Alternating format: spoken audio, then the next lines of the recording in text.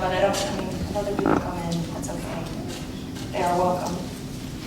My name is Claire Melvin. I am a program developer for the organization Wuqu Kawoq. We are a nonprofit organization that lives in Guatemala. And what we'll be talking about today is international development and the multidisciplinary approach that Wuqu Kawoq takes as a unique organization, working with different areas of development such as language, healthcare, and also community infrastructure.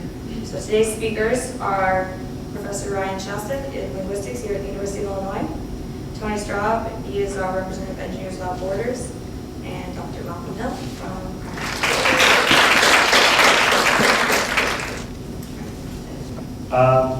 My affiliation with the Wuqu Kawoq is really serendipitous.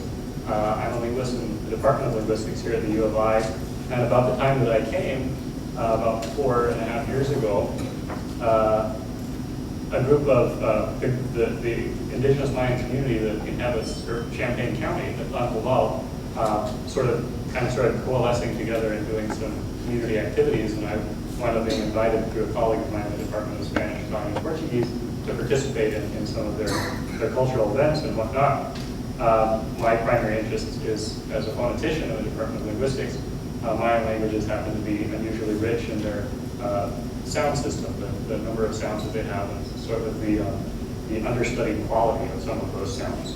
So what I guess my role here tonight might be, in a very general sense, to introduce you to some of the linguistic variety that exists in the Mayan languages, and hopefully give you a point of reference to think about the communicative barriers that might exist, those sorts of things that one would have to learn in order to better understand the relationship of Mayan languages to each other, the relationship to Spanish, the relationship to English, in terms of grammatical structures and the sounds as well. So I should say that this work couldn't happen without the collaboration of a really genuinely great group of people who live here in Champaign County, the Untitled indigenous community, and I thank them very much for their support. Also, linguists, native linguists who speak the language Untitled natively, Pedro Mateo, who's involved directly in Wuqu Kawoq, as well as Balam Mateo. Okay, so let's go ahead and start the old slideshow here. So I'm concentrating here on the Untitled language, which isn't necessarily a focus of Wuqu Kawoq at this time. We would like it to be, because there's a kind of natural partnership and possibility here with the University of Illinois, and various social services that need to be provided to the local Untitled community. So first of all, some facts and figures. This language is spoken by around 80,000 individuals according to this kind of aggregator of linguistic statistics called the Ethnologue. Most of these individuals are in Guatemala. Of course, there are diasporic communities in addition to Champaign County, in Los Angeles County, San Diego County, in Florida, and other parts of the Midwest, where they've sort of settled in interesting patterns.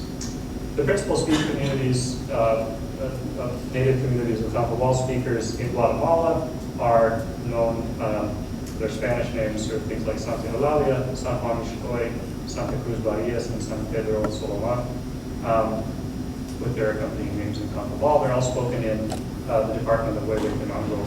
As you might know, Guatemala is arranged in what are known as departments. I guess they're kind of like the states in the United States, just administrative districts. The largest administrative district below that of the nation itself, I guess, is the department. So in this department of so-called Huehuetenango. Okay, so for a little bit of historical, sociological perspective, Huehuetenango was second only to the Department of Quiché in the number of civilian massacres that took place during the Civil War.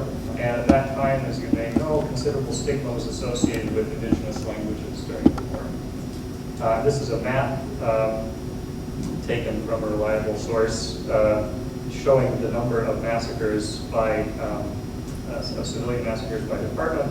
This here is the Department of Huehuetenango. You see my mouse? Okay, good. This is the Department of Quiché, and the coloring refers to the relative level, the number of massacres that took place. And if we sort of glide onto a linguistic map of the region, you can see that these languages that were so greatly affected did correspond to places where Quiché is spoken, where places where Ixil is spoken, and where Tampobal is spoken in that area right there. Okay, so there's Tampobal, there's Chuk, a related language, Acatec, a closely related language, Mab, a not so well-related language, Ixil, a not so well-related language, and there's a place where Kekchi is spoken.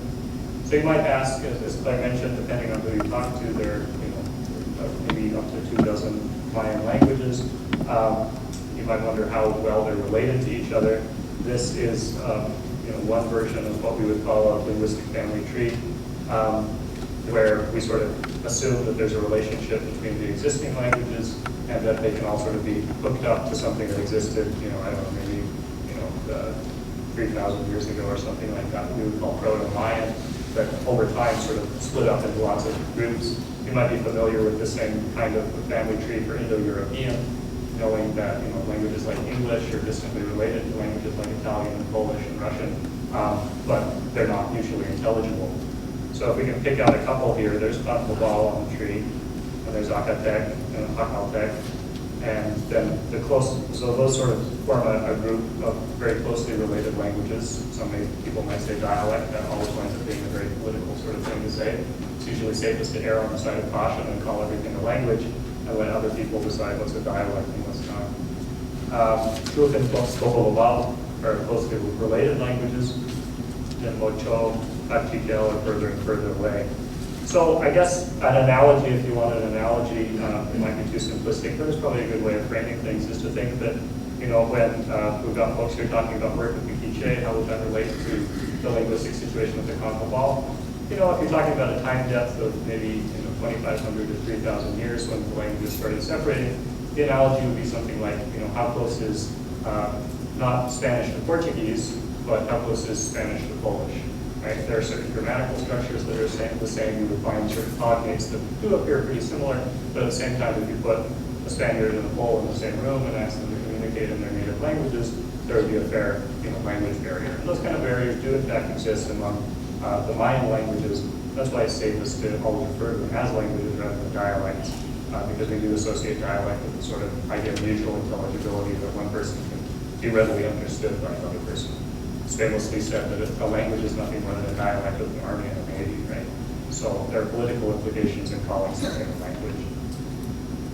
Okay, so as far as the Tampobal and Champaign County go, there's probably about 200 native speakers here, and they age from 70, 80-year-olds to infants. Recently,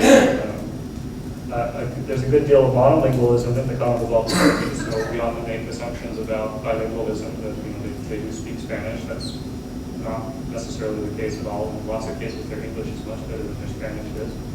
As I said, some speak virtually no Spanish. And they're, of course, interested in preserving and passing on their language even while they're here. Their needs are somewhat different from their counterparts in Guatemala.